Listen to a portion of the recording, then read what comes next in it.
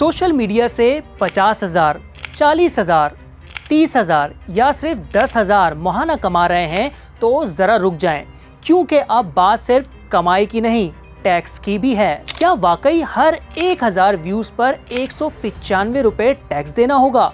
क्या आपका YouTube channel भी FBR के टैक्स नेट में आने वाला है? और सबसे अहम सवाल, अगर 1,000 व्यूज पर आप सिर्फ 50 रुपए कमाते हैं तो 195 रुपए टैक्स कैसे मुमकिन है? आए इस पूरे मामले को आसान अल्फाज में समझते हैं और आखिर में आप खुद फैसला करेंगे ये तजवीज़ दुरुस्त है या नहीं।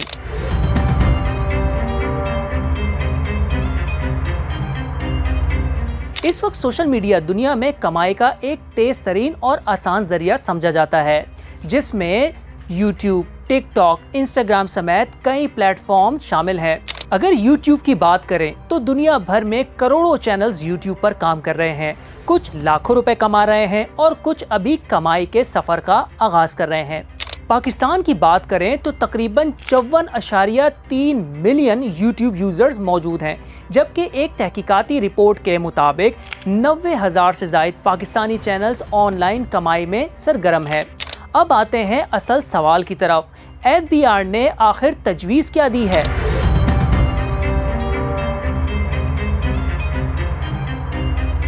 FBR के ड्राफ्ट नोटिफिकेशन के मुताबिक अगर किसी क्रिएटर की ऑडियंस पाकिस्तान में है तो हर 1,000 व्यूज के लिए 195 रुपए बेंचमार्क इनकम मानी जाएगी।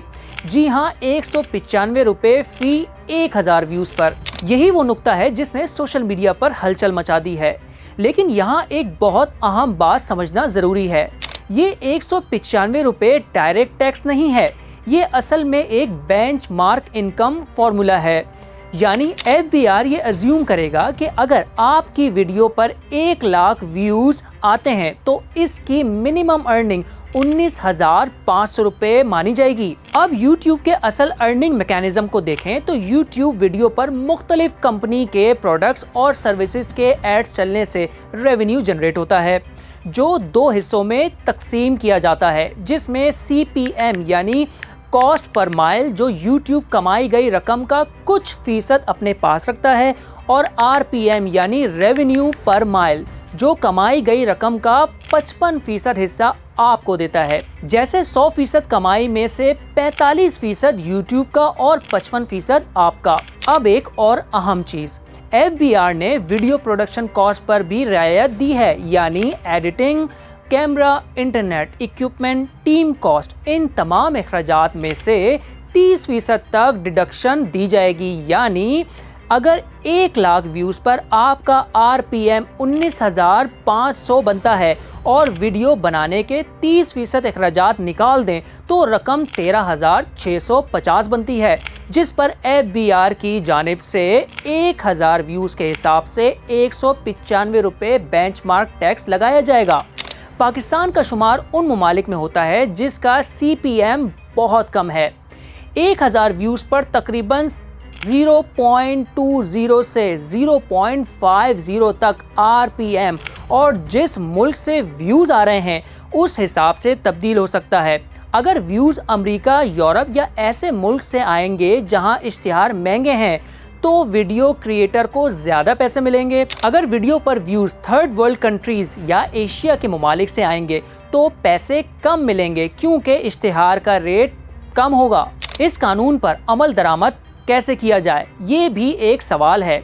अगर किसी YouTube चैनल को पाकिस्तान या पाकिस्तान से बाहर से देखा जाता है तो FBR ये कैसे मालूम करेगा कि कौन सा चैनल कहां से देखा जा रहा है?